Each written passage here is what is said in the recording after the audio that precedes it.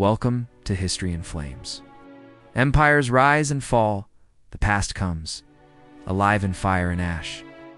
Subscribe and relive stories that shaped the world. In May 1943, a young American airman found himself adrift in the sea, middle of the Pacific Ocean. His bomber had crashed into the sea. Of the 11 men aboard, only 3 had survived. They had 2 small rafts, no food, no water, thousands of kilometers of open ocean in every direction. What followed was one of the most extraordinary survival stories of the entire Second World War. 47 days adrift, attacks by sharks, strafing by enemy aircraft, and then capture, and 2 years of brutal imprisonment. This is the complete story of Louis Zamperini, the Olympic runner who survived the unsurvivable, and who found something even harder than survival: forgiveness. Louis Zamperini was born in 1917 to Italian immigrant parents in California. As a boy, he was constantly in trouble, fighting, stealing, running from the police. His parents despaired. He seemed destined for a life of crime. But his older brother Pete saw something in him. Pete noticed that whenever Louis got into trouble, he could outrun anyone who chased him. So Pete made him a deal, channeled that running into something real. And Louis Zamperini began to run. It turned out Louis Zamperini had an extraordinary gift. He could run and run fast. In high school, he began breaking records. He earned the nickname the Torrance Tornado. He ran the mile faster than almost any schoolboy in American history. Ice. The troublemaker had found his purpose, and his talent was about to take him to the biggest stage in the world, the Olympic Games. In 1936, at just 19 years old, Louis Zamperini qualified for the United States Olympic team. He traveled to Berlin to compete in the 5,000 meters at the Olympic Games. He did not win a medal, but he ran the final lap so fast that it caught the attention of the world. His finishing speed was extraordinary. People believed that one day Louis Zamperini might become the first man in history to run the 4-minute mile. The future seemed limitless. Then the world went to war. When the United States entered the Second World War, Louis Zamperini enlisted in the Army Air Forces. He trained as a bombardier, the crewman responsible for aiming and releasing the bombs. He was assigned to a B-24 Liberator bomber in the Pacific Theater. The Olympic dream was put on hold. Instead of running for medals, he was now flying combat missions against Japanese forces across the vast Pacific Ocean, and the Pacific was about to become the setting for his greatest ordeal. Hundreds of kilometers from land, both engines on one side of the Green Hornet suddenly failed. The pilot fought to keep the aircraft level, but it was hopeless. The bomber spiraled down toward the ocean. It hit the water at high speed and broke apart. Zamperini was trapped underwater in the wreckage, tangled in wires, sinking fast. He lost consciousness. Then somehow impossibly he came free and rose to the surface. Of the 11 men aboard, only 3 were alive. 3 men had survived the crash. Louis Zamperini, the pilot Russell Phillips, known as Phil, and the tail gunner Francis McNamara, known as Mac. They managed to inflate 2 small rafts and pull themselves aboard. They had almost nothing: a few chocolate bars, a few tins of water, some flares and fishing hooks. They were more than 1,000 kilometers from the nearest land. Nobody knew where they were. The search for them would eventually be called off. They were on their own. The small supply of food did not last. On the first night, Mac in a panic ate all of the chocolate bars while the others slept. Now they had nothing. They rationed the tiny amount of water. They scanned the horizon for rescue planes that never came. The sun blistered their skin by day. The cold left them shivering by night. Around them always the dark shapes of sharks began to gather, circling, waiting, testing the rafts. To survive, they had to find food. When a curious albatross landed on the raft, Zamperini caught it with his bare hands. The meat was foul, but they ate it raw and used pieces as bait to catch fish. They collected rainwater whenever the storms came, catching every precious drop in their mouths and on the canvas of the rafts. They were slowly starving, their bodies wasted away. But day after day they refused to give up. They kept finding ways to live. The sharks were a constant terror. They circled day and night, bumping against the bottom of the rafts, occasionally lunging at the men. At one point, a large shark tried to drag Zamperini into the water. He fought it off with an oar. When their food ran out completely, the men became desperate enough to turn the tables, trying to catch the smaller sharks themselves for food. In the middle of the vast Pacific, Starving men were now hunting the predators that hunted them. As if the ocean and the sharks were not enough, one day an aircraft appeared in the sky. For a moment, the men felt hope. Then they realized it was Japanese. The aircraft swept down and opened fire on the rafts. Zamperini rolled into the shark-infested water to avoid the bullets, fighting off the sharks with his hands while the plane made pass after pass. Miraculously, none of the men were hit, but the rafts were riddled with bullet holes.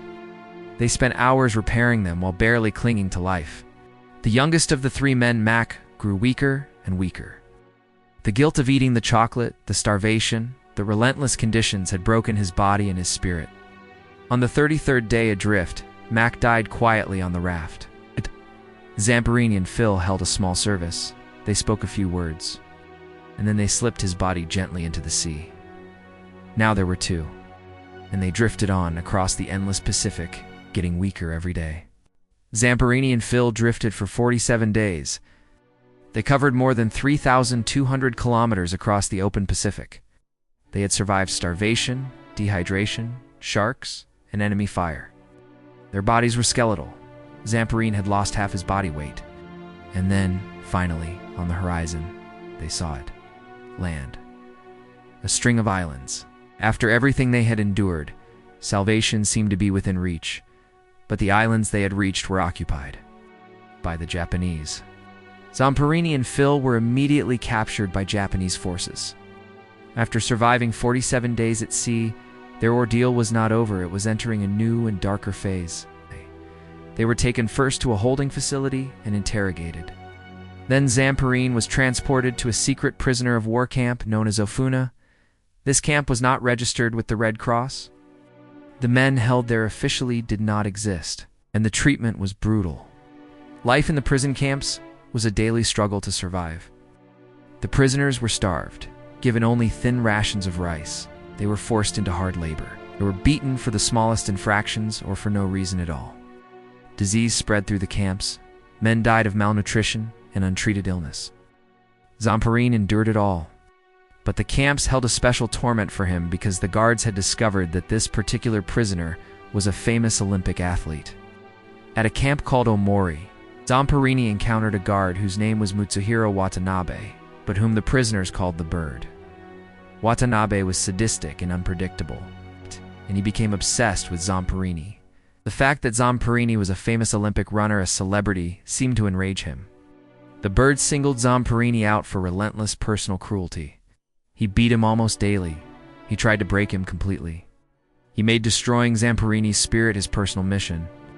In one infamous act of cruelty, the Bird ordered Zamperini to lift a heavy wooden beam above his head and hold it there, telling the guards to beat him if he let it drop. It should have been impossible in his starved and weakened state. Minutes passed, then more minutes. The Bird watched, expecting him to collapse. But Zamperini, summoning some last reserve of defiance, held the beam above his head for an astonishing 37 minutes. It was an act of pure will. He would not break, would not give the Bird the satisfaction. Through months of beatings and starvation and humiliation, Zamperini held on to one thing: his refusal to be broken. The Olympic runner, who had once been a troublemaker, who had learned discipline through sport, drew on every bit of mental strength he had. Every day he survived was a victory. Every beating he endured without breaking was a defeat for the Bird, in the darkest place imaginable. Zamperini found that his greatest weapon was simply refusing to give up. He would outlast them all. In August 1945, the war finally ended. For the prisoners in the Japanese camps, liberation came suddenly. American aircraft flew overhead, dropping food and supplies. The guards, including the Bird, fled, and Louis Zamperini walked out of captivity alive. He had survived the crash, the 47 days at sea, the sharks, the strafing, and over 2 years of brutal imprisonment. The Olympic runner, who had been declared dead by his own country, came home. But the war had left wounds that were not visible. Louis Zamperini returned to the United States to a hero's welcome. His family, who had been told he was dead, wept with joy. The press celebrated his extraordinary survival story. He married. He tried to return to a normal life. But the trauma of what he had endured followed him home, suffered from terrible nightmares. He was haunted by the Bird. He turned to alcohol to numb the pain. The man who had survived the unsurvivable was now fighting a different kind of battle, one inside his own mind. What we now call post-traumatic stress disorder nearly destroyed Louis Zamperini in the years after the war. The nightmares were relentless. In his dreams, the bird returned again and again. His drinking spiraled out of control. His marriage began to fall apart, became consumed by a desire for revenge, fantasizing about returning to Japan to find and kill the bird. The Olympic hero who had survived everything the war could throw at him was being destroyed from the inside by the memories he carried. In 1949, Zamperini's wife, desperate to save him, and their marriage persuaded him to attend a revival meeting held by a young preacher named Billy Graham. Zamperini went reluctantly, but something there reached him. He remembered a moment on the raft, dying of thirst, when he had promised that if he survived, he would dedicate his life to something greater. That night, Zamperini experienced a profound transformation. He stopped drinking. The nightmares began to fade, and he made an extraordinary decision, one that would define the rest of his life. Louis Zamperini made a decision that almost defies understanding. He chose to forgive the men who had tortured him. Not to forget what they had done, but to release the hatred that was destroying him. In 1950, he traveled back to Japan. He visited a prison holding many of his former camp guards, the very men who had beaten and starved him, and he forgave them, face to face. The desire for revenge that had consumed him was gone. He had found something far more powerful: peace. There was one man Zamperini wanted to forgive in person above all others. The bird Mutsuhiro Watanabe had evaded justice after the war, hiding for years. He was never tried for his crimes. Zamperini hoped to meet him face to face and offer his forgiveness, but Watanabe refused to ever meet him. He died having never answered for what he did. And yet Zamperini forgave him anyway in his heart. He had freed himself completely from the hatred that had once nearly destroyed him. Louis Zamperini dedicated the rest of his life to helping others. He founded a camp for troubled boys, the same kind of troubled boy he had once been giving them the second chance that his brother had once given him. He traveled the world telling his story, inspiring countless people with his message of resilience and forgiveness. The troublemaker, the Olympian, the survivor, the prisoner, had become something greater still. A man who turned his suffering into a gift for others. In 1998, the Winter Olympics were held in Nagano, Japan, near one of the very camps where Zamperini had been imprisoned. At 81 years old, Louis Zamperini was invited to carry the Olympic torch through the streets of Japan. The Olympic runner who had nearly died in that country as a prisoner returned in triumph, running once more, carrying the flame in the land of his former captors. It was a moment of extraordinary symbolism. The circle was complete. Louis Zamperini's extraordinary life was told in the best-selling book Unbroken by Laura Hillenbrand, and later in a major Hollywood film. His story reached millions of people around the world. But to those who knew him, the title captured something true about the man himself. Through everything: the ocean, the sharks, the camps, the bird, the trauma, Louis Zamperini was never broken. His body was nearly destroyed many times over, but his spirit endured. And in the end, it triumphed.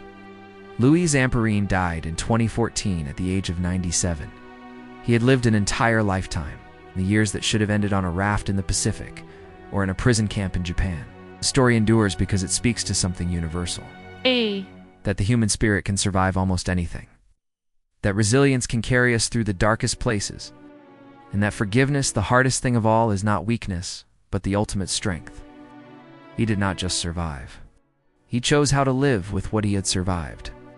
Louis Zamperini, the troublemaker who became an Olympian.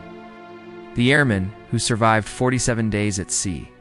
The prisoner who refused to break. The broken man who found peace. And the survivor who chose forgiveness over revenge. Prove that no matter what life throws at us, we are stronger than we know. Thank you for watching. Like and subscribe for more. Share your thoughts below.